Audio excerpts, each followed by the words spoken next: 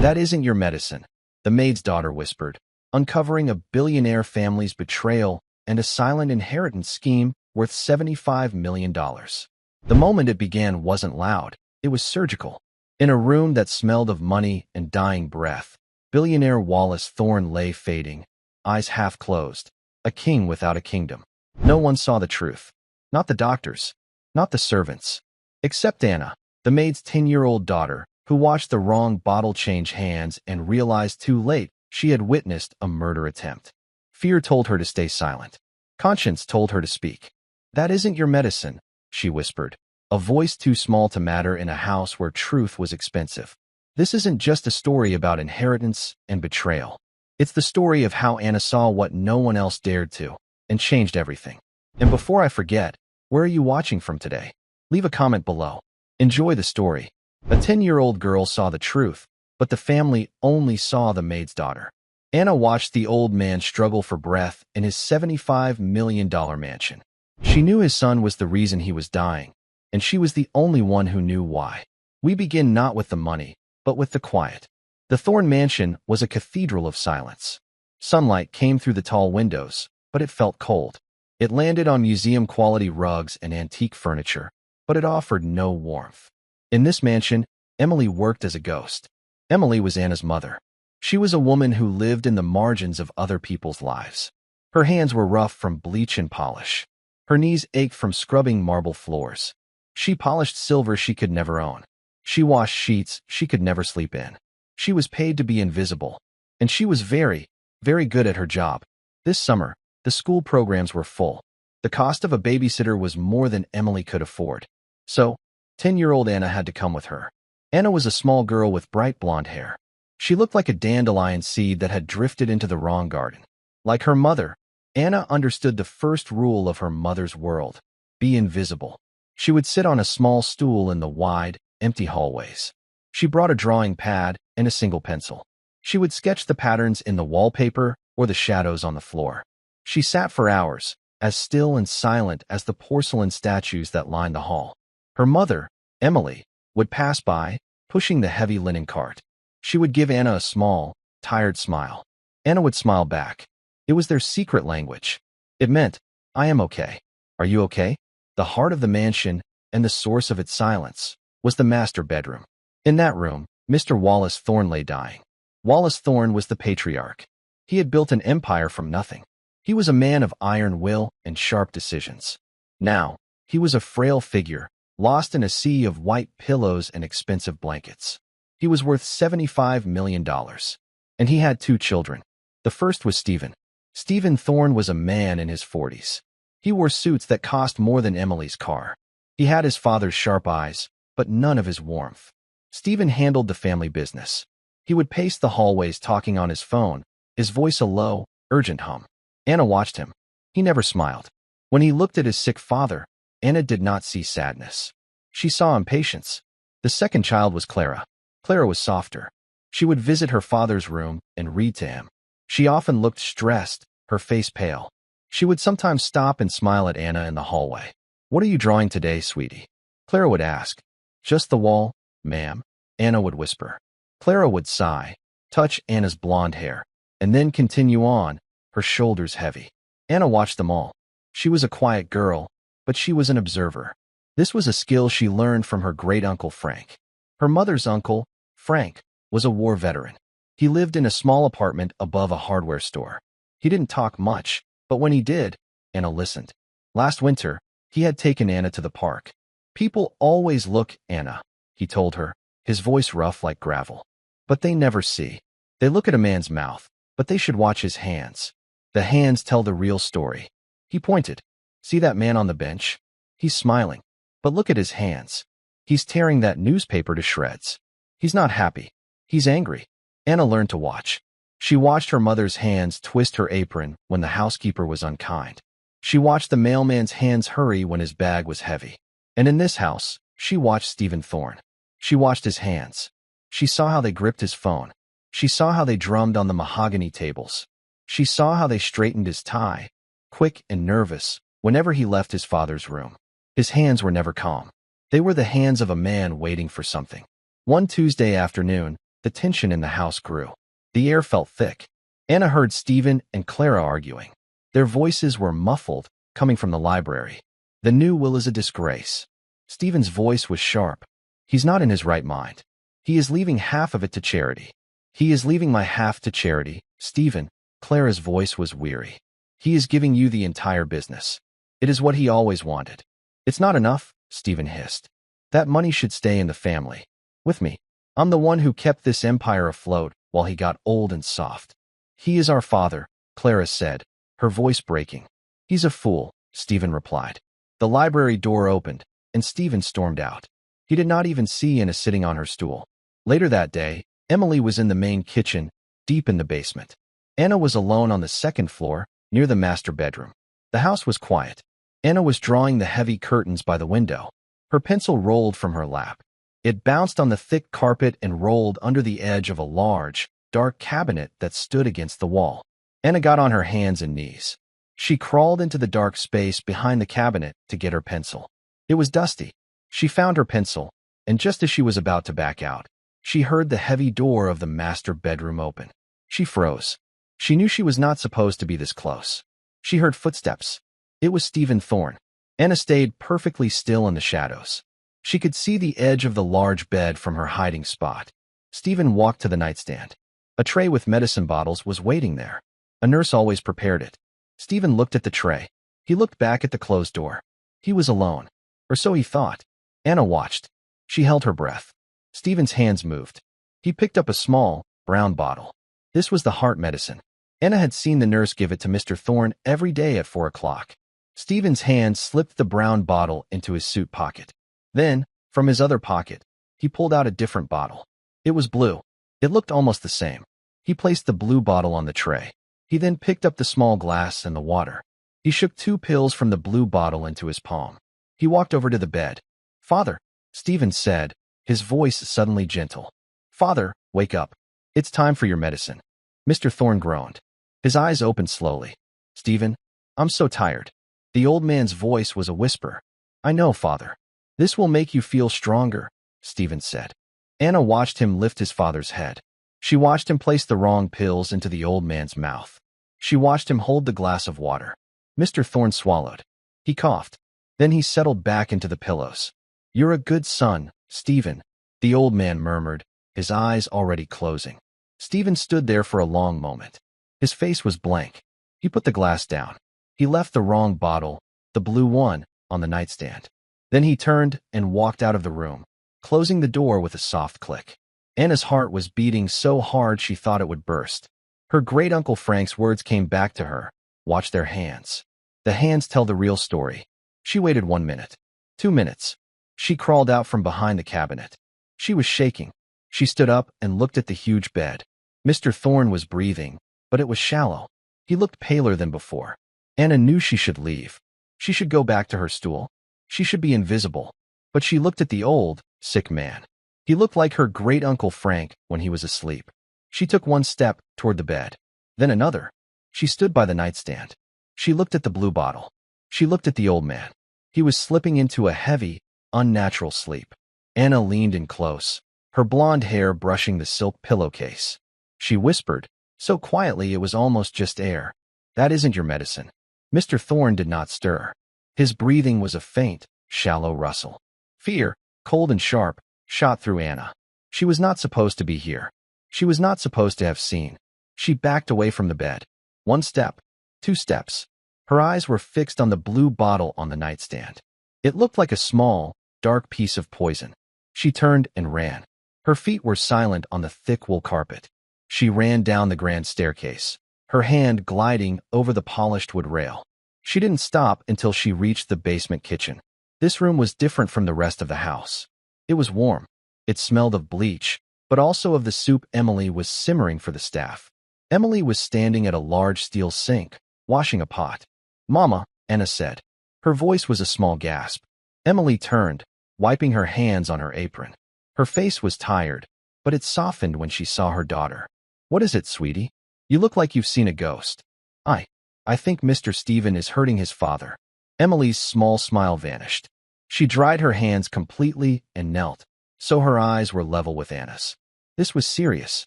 What do you mean, Anna? Don't say things like that. That's a terrible thing to say. I saw him, Anna insisted. Her words tumbled out, fast and jumbled. I was hiding, behind the cabinet. He came in. He had a different bottle. A blue one. He put the brown bottle in his pocket and gave Mr. Thorne the blue one.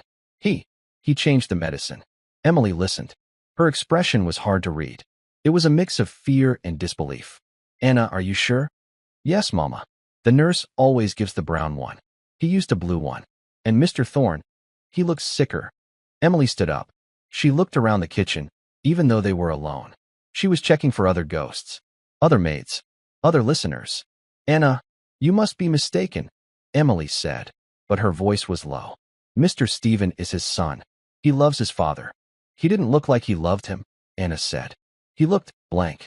And I heard him arguing with Miss Clara. He was angry about the money. Emily's hand shot out and gripped Anna's shoulder. It wasn't rough, but it was firm.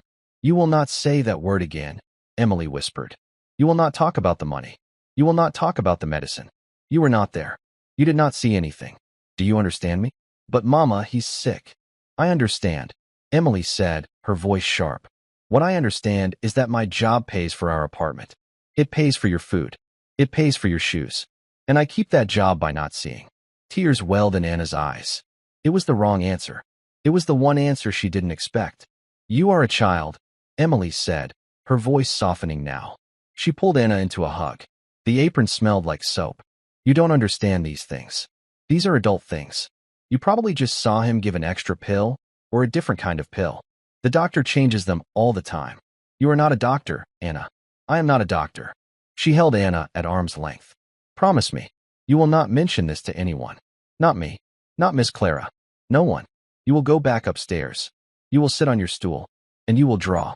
That is all. Yes, Mama, Anna whispered. But as she walked away, a cold knot settled in her stomach. Her mother was wrong. Her mother was just scared. Anna went back to the second-floor landing. She sat on her stool. She picked up her pencil. She tried to draw the pattern on the rug, but all she could draw was a small, blue bottle. For the next 2 days, the house changed. The silence was heavier. Mr. Thorne was no longer just sick. He was fading. The family doctor, a man named Dr. Miles, came and went. He was a small man with a neat mustache. He always looked hurried. Anna watched him leave the master bedroom, followed by Stephen. It's just the progression of the illness, Dr. Miles said, snapping his bag shut. At his age, it can be very rapid. We are doing all we can to make him comfortable. I understand, Doctor, Stephen said. His face was a perfect mask of sad concern. Thank you for coming so quickly. Clara stood nearby, twisting a handkerchief in her hands. But he was better last week. He was sitting up. He was talking. Clara, please, Stephen said, putting a hand on her arm. The doctor has explained it. We knew this was coming. It just seems so fast, she whispered. Her eyes were red. Dr. Miles nodded. It often does. I've adjusted his pain management. That should help him rest. Anna watched from her stool. She watched the doctor. She watched Stephen. Her great-uncle Frank had told her something else. When a man is lying, he'd said, he tries too hard. He'll give you too many details. Or he won't look at you. But a real liar, a good one, he looks right at you. He believes his own lie.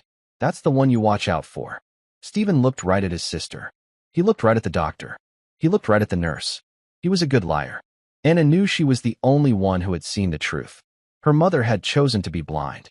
The doctors were not looking. And Clara was too full of grief to see. It was just Anna, a 10-year-old girl with a pencil. She felt a new feeling. It wasn't just fear. It was anger.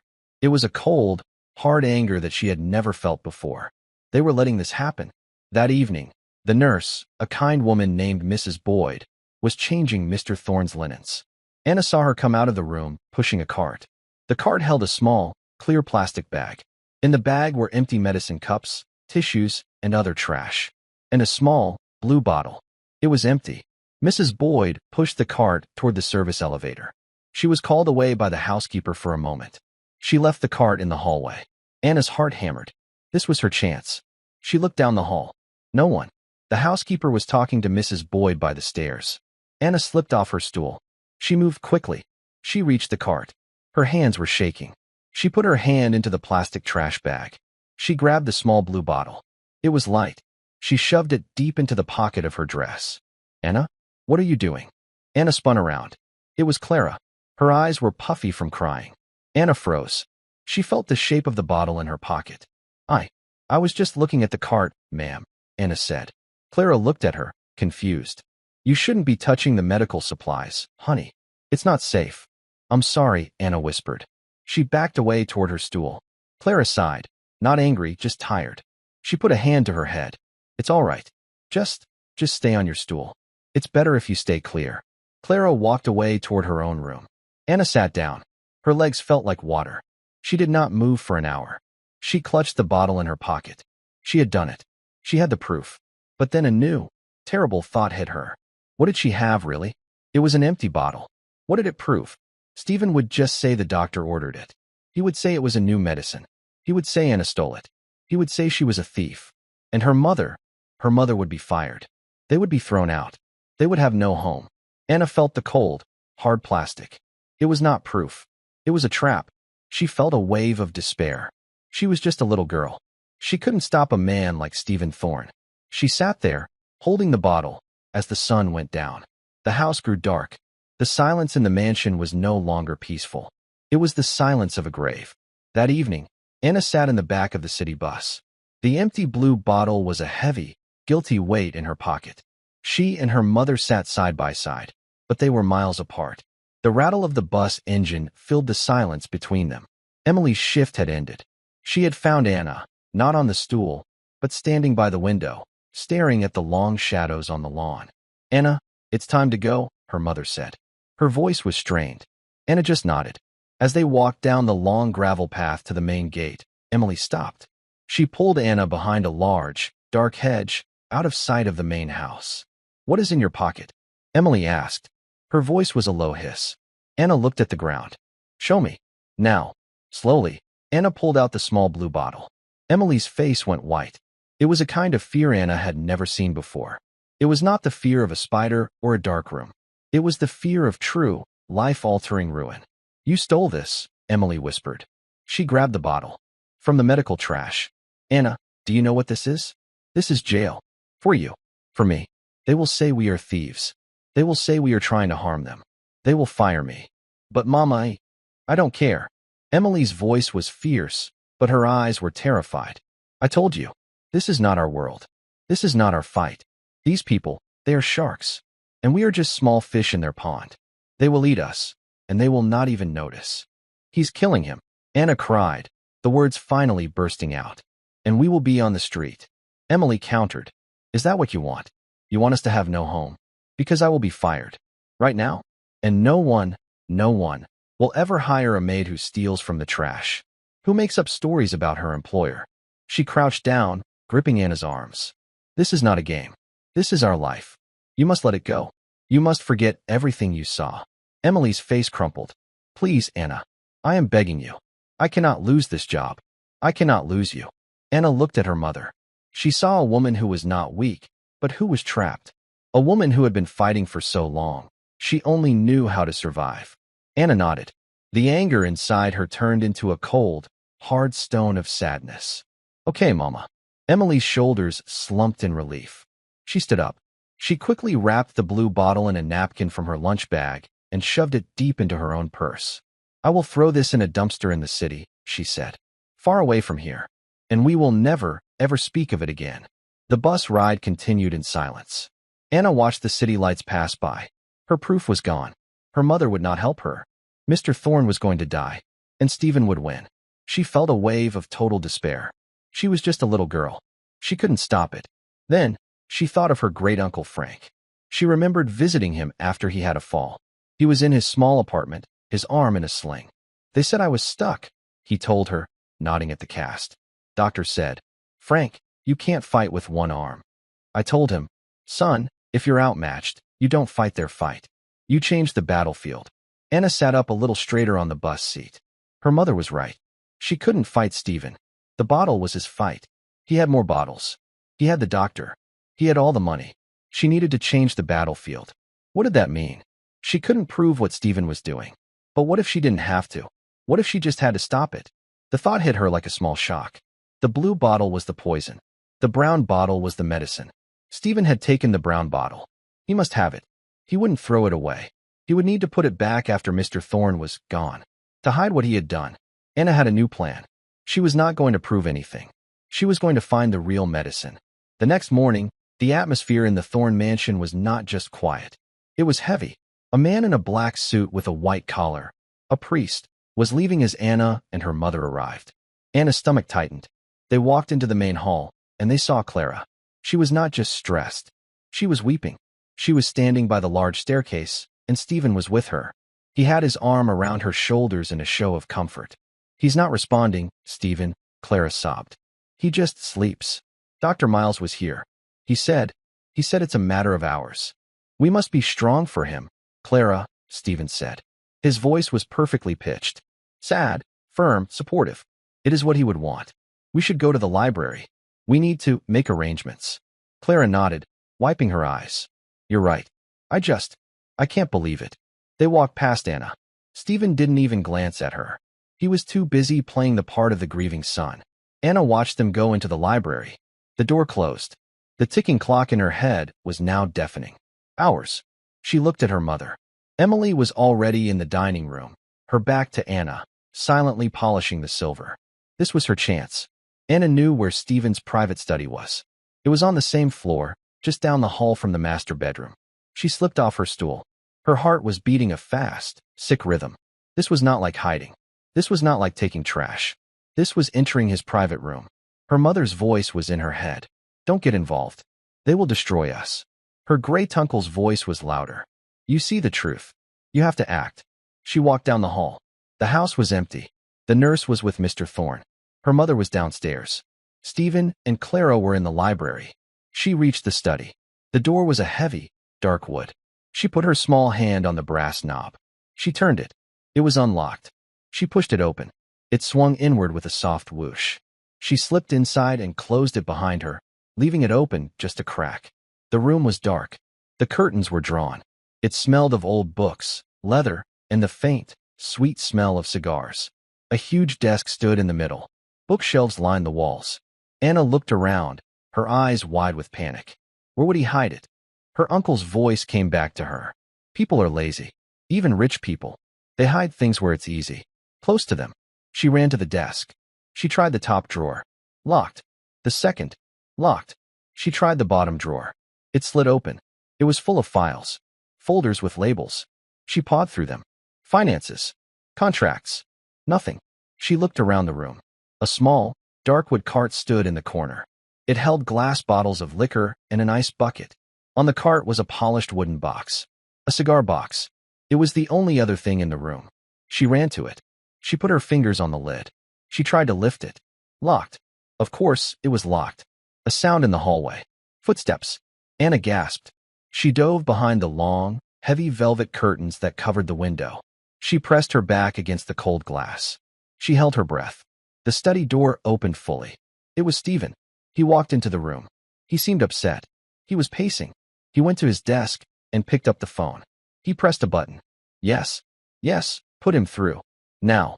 Anna watched from the tiny gap in the curtains. "Dr. Miles?" Stephen said. "It's Stephen Thorne." "Yes.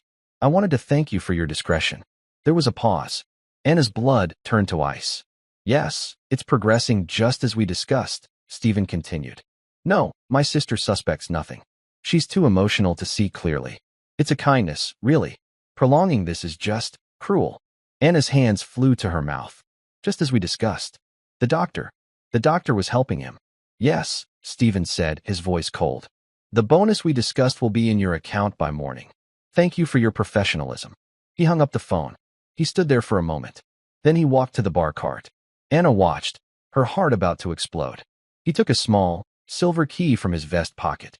He inserted it into the lock on the cigar box. He opened the lid. Inside, nestled next to a row of dark cigars, was the small, brown bottle. The real medicine. He picked it up. He looked at it. A small, thin smile crossed his face. A smile of pure, cold victory. He put the bottle back in the box. He closed the lid. He locked it. He put the key back in his pocket. He turned and left the study, closing the door behind him. Anna stayed behind the curtain for a full minute. shaking so hard her teeth chattered. She knew everything. The doctor was paid. The medicine was locked away. The key was in Stephen's pocket. It was impossible. The battlefield had changed, and she had lost again. She sank to the floor behind the curtain. She wanted to cry. She had failed. Mr. Thorne was going to die, and the man killing him was going to get everything. She sat there for a long time. Then, she heard footsteps again. Soft. Hesitant. The study door opened a crack. "Anna?" a voice whispered. Anna peeked out. It was Clara. Her face was white. "Anna? Are you in here? I saw you come in." Anna stepped out from behind the curtain, her face streaked with tears. Clara rushed to her. "What are you doing? You can't be in here. If Stephen finds you." "He's paying the doctor," Anna blurted out. Clara froze. "What? He was just in here. On the phone. He's paying Dr. Miles a bonus, because it's progressing as discussed. He said you were too emotional." Clara stared at Anna. She was seeing the girl for the first time. Not as the maid's daughter. Not as a piece of furniture. What are you saying?" Clara whispered, but her eyes showed that she already knew. "He's killing him," Anna said. "The medicine. He swapped it. The real medicine, the brown bottle, it's in that box." Anna pointed to the locked cigar box. Clara looked at the box. She looked at Anna. She thought of the sudden decline. The way Stephen took over all communication with Dr. Miles. The way the doctor avoided her eyes. The strange, sweet smell on her father's breath that she hadn't noticed before. It all clicked into place. The denial shattered. "That monster," Clara breathed. Her grief turned instantly into a white-hot, silent rage. "He is killing our father." She looked at Anna. "You are very, very brave." "The key is in his pocket," Anna whispered, her voice trembling.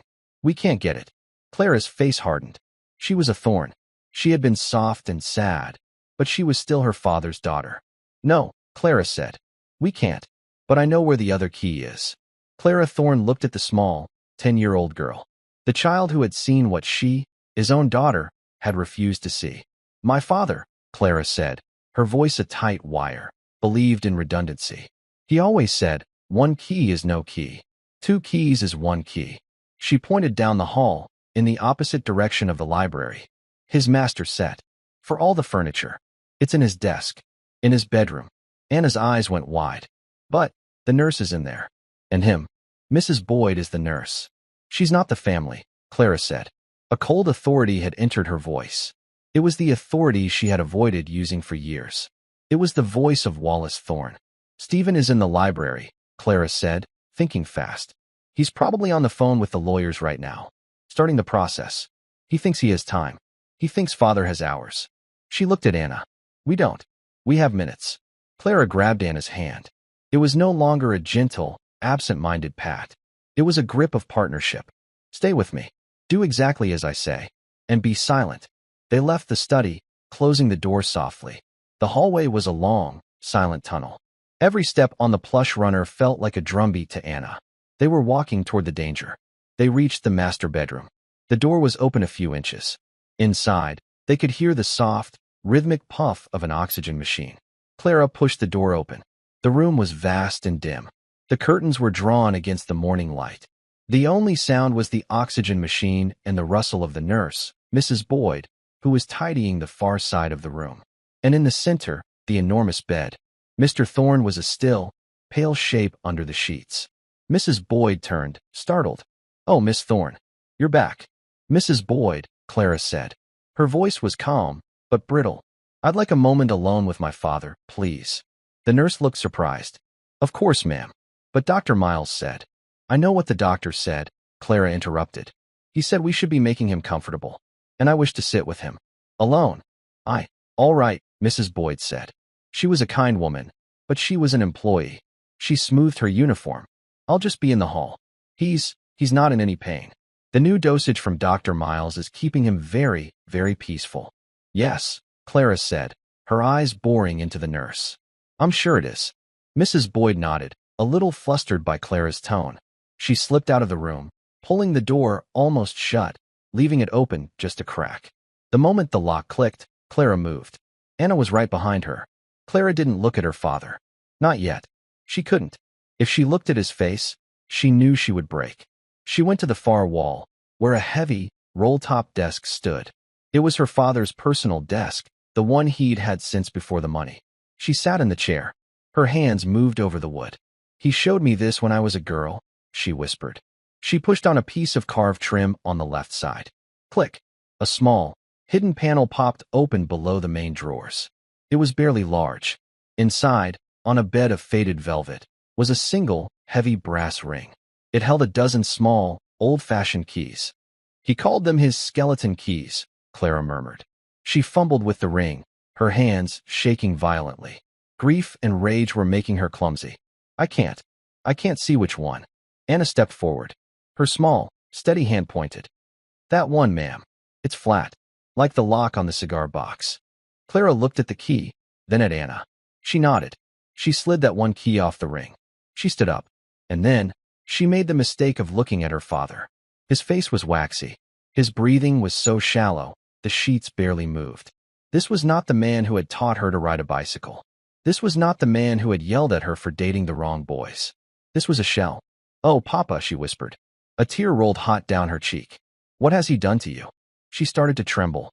Her resolve was cracking. "Ma'am." Anna's small voice cut through the fog of her grief. "Ma'am, we have to go. He'll be back." Anna was right. The little girl was the strong one. Clara wiped her face with the back of her hand. The iron returned. "Yes, you're right." She clutched the key. "Let's go." They walked to the door. Clara peeked through the crack. Mrs. Boyd was at the end of the hall, talking quietly with another maid. Their backs were turned.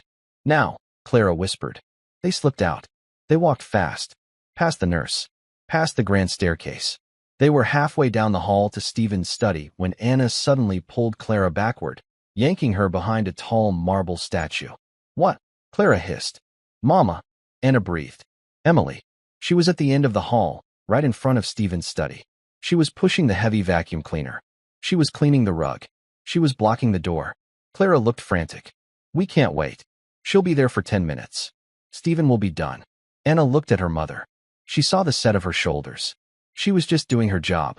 She was being invisible. She was trying to protect her daughter by cleaning the rug outside the very room they needed to enter. The irony was sickening. "I can move her," Anna said. "What?" "She'll listen to me," Anna said. "She's my mother. But she'll see us. She'll know." "She won't," Anna said. "You stay here. Wait for me." Before Clara could protest, Anna slipped away. She didn't run. She walked. She walked right up the hallway, as if she were just going back to her stool. Emily heard the footsteps and turned. The loud roar of the vacuum died. "Anna." Emily's voice was sharp with fear. "What are you doing? I told you to stay on the landing." I have a stomach ache, Mama," Anna said. She put her hand on her belly. She tried to look pale. "It hurts. I think I ate too fast." Emily's expression changed instantly from frustrated boss to worried mother. "Oh, sweetie." She knelt. "Is it bad? Do you feel sick?" "I think so. I need to go to the kitchen. Can you get me some water?" Of course I can." Emily stood up. She looked at the vacuum. She looked at her daughter. Her daughter won, every time. "You go sit down," Emily said. "I'll be right back with some water. And maybe a cracker. Can you walk with me?" Anna asked, her voice small. "I feel dizzy." It was a perfect, innocent lie. "Yes, baby. Of course." Emily took Anna's hand. She gave one last look at the study door, annoyed that her work was interrupted. Then she led Anna away, toward the back stairs that led to the kitchen. As they turned the corner, Anna looked back. Clara was standing there, by the statue. Her face was a mask of astonishment. Anna gave her a tiny, almost imperceptible nod. "Go." Clara didn't waste a second. She darted from behind the statue. She ran the last 20 feet to the study. She grabbed the knob, opened the door, and disappeared inside. Anna walked with her mother. "You've been so quiet today, Anna," Emily said as they walked. "I'm worried about you. This house, it's not a good place for a child." "I'm okay, Mama. We'll be home soon. Just stay out of sight, okay? Stay away from these people." "I will," Anna said. She had just lied to her mother's face. She had just manipulated her. A cold feeling settled in her. She was doing what Stephen did. She was lying. "No," she told herself. Her great-uncle's voice again. "A lie to save a life is not a sin. It's a tool." As soon as they were on the stairs, Emily said, "Wait here. I'll be faster alone." The moment her mother was gone, Anna turned and ran. Back up the stairs. Back down the hall. She reached the study and slipped inside. Clara was kneeling by the bar cart. The cigar box was on the floor. It worked, Clara breathed. The key worked. The lid was open. And there it was. The small, brown bottle. Heartguard. The label read, Wallace Thorn. Take one as needed for chest pain. Anna looked at it. Then she looked at the empty spot next to the cigars, where the bottle had rested. Something was wrong. What is it? Clara asked, seeing Anna's face. Wait, Anna whispered. She knelt. She looked inside the cigar box. The velvet lining looked empty. But Anna, the girl who sketched shadows, noticed things. There was a slight indentation in the velvet, right next to where the brown bottle had been. It was the size of another bottle. He didn't just have the one, Anna whispered. There was another one. A blue one. The one I saw. The one he put on the nightstand. Clara looked confused. What do you mean? The bottle I saw him use, it was blue. The one my mother threw away. But what if he has more? What if that was the poison? Clara looked at the brown bottle in her hand. This is Papa's medicine. This is what he's supposed to have. Yes, Anna said. But what if we just give it to him? Mr. Stephen will know. The doctor will know. They will just say we poisoned him. They will say we're lying. He'll just get another blue bottle. Clara stood up. The brown bottle was heavy in her hand. She understood. This was not a simple swap. This was not a rescue. This was a war. And Stephen had a willing accomplice in Dr. Miles. You're right, Clara said, her voice hollow. If we give him this, Stephen will just say I'm the one who's unstable. He's been telling people I'm too emotional. He's been setting this up. She looked at the brown bottle. We can't give it to him. Not yet. So what do we do?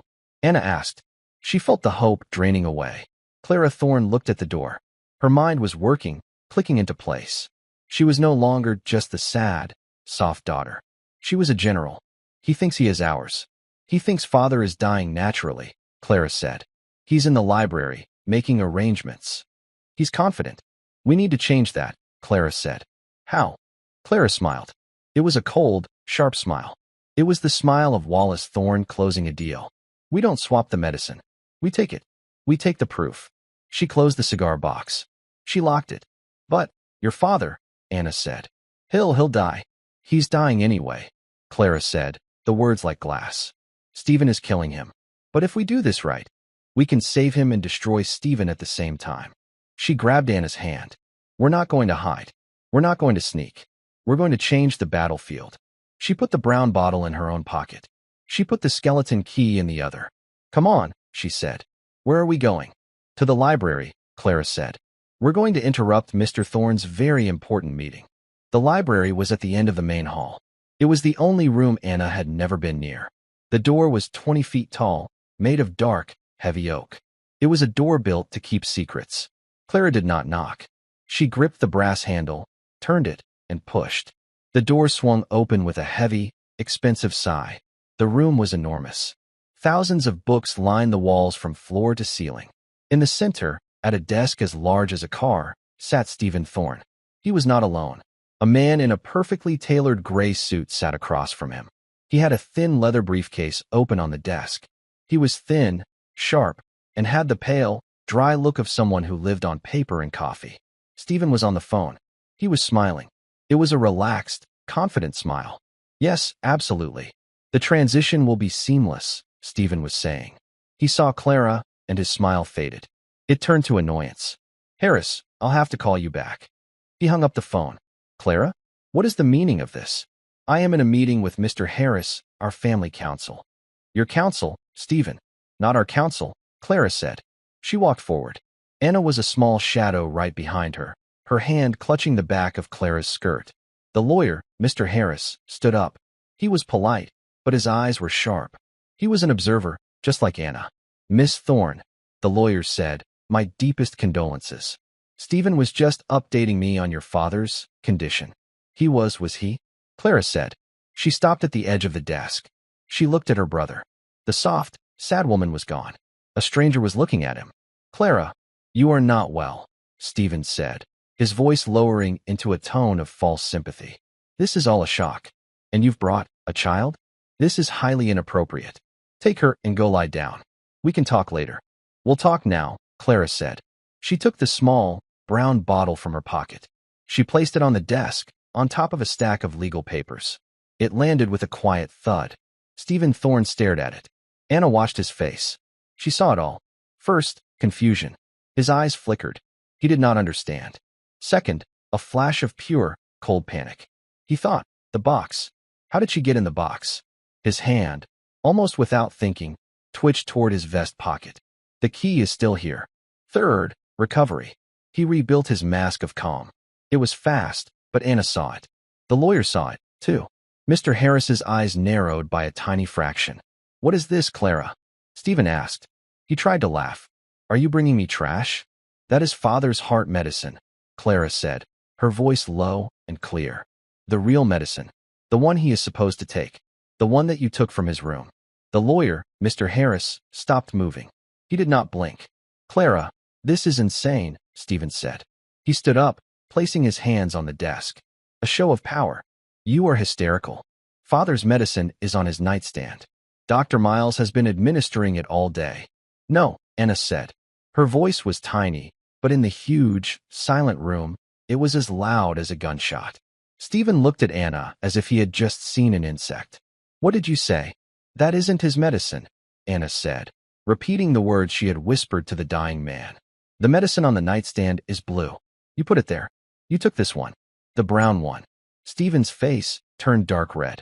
This is madness. Harris, are you hearing this?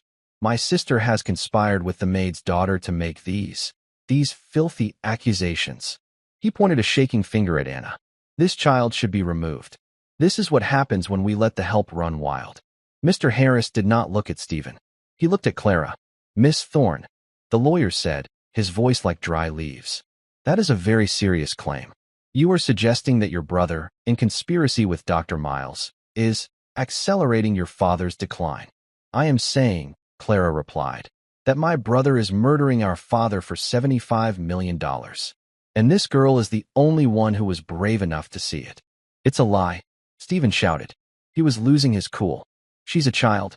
She's lying. She's probably a thief. Am I? Clara asked. She reached into her other pocket. She pulled out the single, old-fashioned skeleton key. She placed it on the desk next to the brown bottle. Stephen froze. He knew that key. This is father's master key, Stephen, Clara said softly. The one for all his furniture, including your little cigar box. The one you keep locked in your study. Stephen's blood drained from his face. He was no longer red. He was white. He was a ghost. He was trapped. Mr. Harris, the lawyer, watched Stephen's face. He had his proof. It was not the bottle. It was not the key. It was Stephen's silent, terrified confession. Mr. Thorne, the lawyer said to Stephen. Perhaps you should explain. Stephen just stared. He opened his mouth. No sound came out. The library door burst open again. It was Emily. She was out of breath. She had run from the kitchen. Her face was frantic with panic. Anna, she cried. Oh, thank God. Anna, what are you doing? I am so sorry, sir, ma'am. I told her to wait. She saw the room. The angry brother. The cold sister. The silent lawyer. And her daughter, standing in the center of it all. Emily's world collapsed. Oh, no. No, no, no. Stephen saw his escape. He saw the weak link. He pointed at Emily. Your daughter is a thief. She has been in my private study. She stole this key. She stole this bottle. She is a liar. Emily looked at the items on the desk. She looked at her daughter. She remembered the blue bottle from last night. Anna, Emily whispered, her voice breaking. What did you do? I told you. I told you to leave it. Apologize. Apologize now. Tell them you were playing. She grabbed Anna's arm. Please, sir. She's just a child. She doesn't understand. She likes to find things. We will leave. I will pack. We will go. No, Mama, Anna said. She did not pull away. She just stood firm. Anna, please. Emily begged, tears streaming down her face. They will call the police. They will take you. This is not our life. We cannot win this. He's right, Mama, Anna said. Her voice was steady. It was the voice of her great-uncle Frank. I did go in his study. I did watch him. Emily sobbed. Why? Because I saw him, Anna said, turning her eyes back to Stephen. I saw you swap the medicine 2 days ago. And I heard you on the phone. Today, in your study, you were talking to Dr. Miles. You said, it's progressing just as we discussed. You said Miss Clara was too emotional to see clearly. You said his bonus would be in his account by morning. The room was completely still. Mr. Harris, the lawyer, slowly sat down. He had heard enough. Stephen Thorne looked at the 10-year-old girl. He was not looking at a child. He was looking at his executioner. You little brat, he hissed. It is over, Stephen, Clara said. She picked up the brown bottle. Mr. Harris is here. My mother's maid is here. And Anna is here. We have the medicine. We have the key. And we have the truth. The truth, Stephen said, a wild, desperate energy coming into his eyes. You have nothing. You have the word of a 10-year-old. You have a crazy, grieving sister. I have Dr. Miles. I have the facts. My father is dying. Naturally. It is a tragedy, but it is natural. Then you won't mind, Clara said, if we go to his room. All of us. Right now? And we give him his real medicine. No, Stephen yelled. The word was a reflex. Everyone stared at him. He can't be disturbed, Stephen stammered. Dr. Miles said, it could be a shock to his system. A shock of living? Clara asked. She started to walk toward the door. We are going. Mr. Harris, I want you to be a witness. The lawyer stood. I believe that is a wise course of action. No. Stay here, Stephen shouted. He ran to the door, blocking it. You can't. I am the executor of this estate. I am in charge of his care. I forbid it. Clara stopped, her face just inches from her brother's. Get out of my way, Stephen, or I will have you removed. By whom? He sneered. You and the help? No, a new voice said. A deep, rough, and unbelievably tired voice. It came from the hallway. A figure was standing there, leaning heavily on the doorframe. He was in a silk robe, his hair a mess. He was pale. He was trembling. But he was standing. It was Wallace Thorne. The library was frozen in a moment of impossible silence. Stephen Thorne looked at the figure in the doorway as if he were seeing a ghost. His face, which had been white with panic, was now a mask of utter, sickening disbelief. Papa, Clara whispered. The brown medicine bottle, the proof she had guarded so fiercely, slipped from her hand. It rolled unnoticed onto the priceless Persian rug. She didn't care. She ran to him. Papa, you're standing.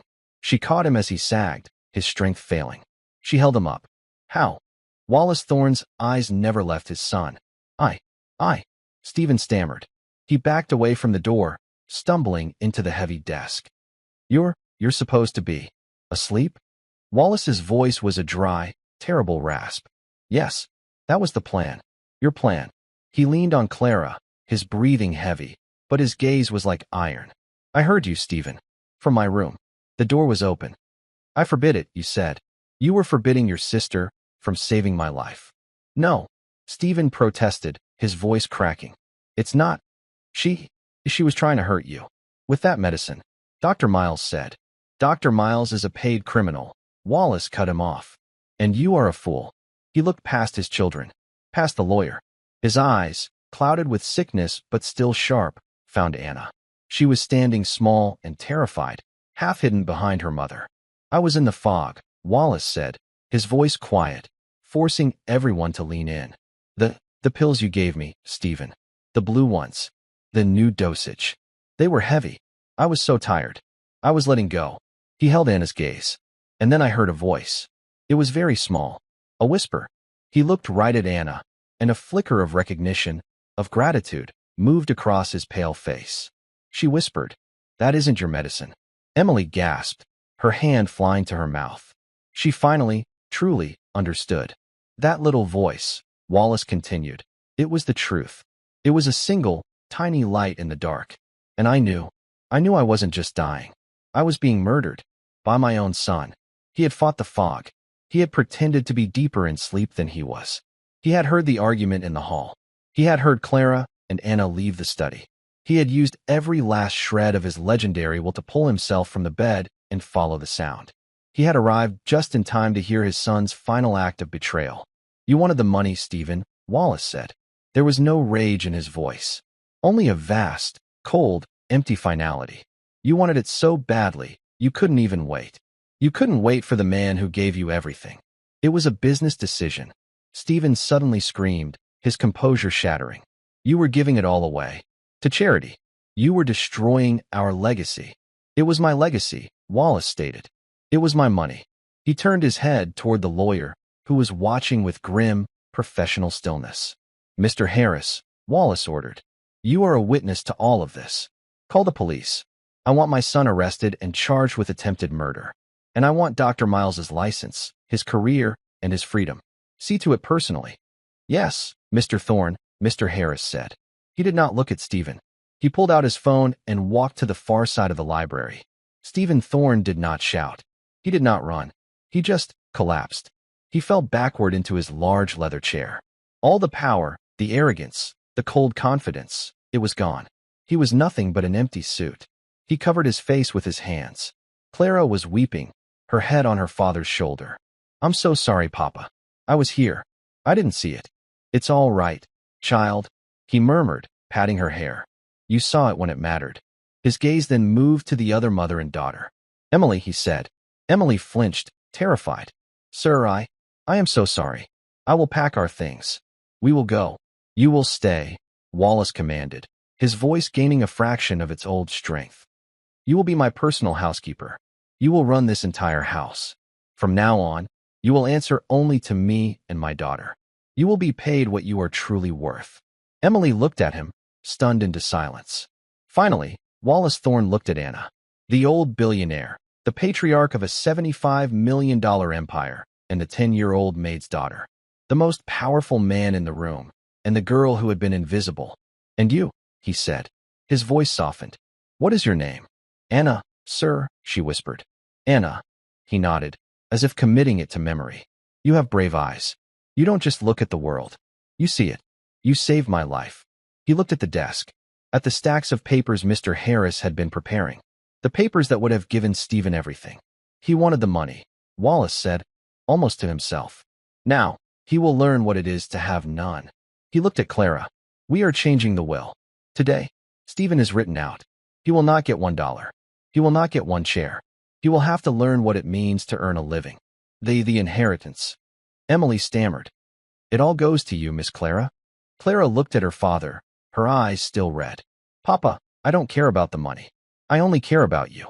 I know, Wallace said, which is why you are worthy of it. He took a deep breath. The business is yours, Clara. The house is yours. But the $75 million. He looked back at Anna. The $75 million is going into a new foundation. It will be for the education of children who have no one to speak for them. Children who are taught to be invisible. He smiled, a true, warm smile. We will call it the Anna Foundation. And when you are old enough, Anna, you will have a permanent seat on the board. For a moment, no one spoke. Stephen sobbed quietly into his hands, a broken man. Emily was crying, but for the first time in her life, her tears were not from fear or exhaustion. They were tears of relief. Clara was holding her father, a new, strong light in her eyes. And Anna just stood there. She had come to the mansion as a ghost, a small dandelion seed in the wrong garden. She had been told to be invisible, but she had chosen to see. And that's where our chapter closes tonight. I hope this little detour gave you a moment to breathe, to wander away from the everyday. I'm curious where you're tuning in from. Maybe you're relaxing with a warm drink, on a quiet porch somewhere, or winding down after a long day. Tell me in the comments. I always check them. If you'd like to journey through more stories together, tapping like and subscribe truly helps us keep going.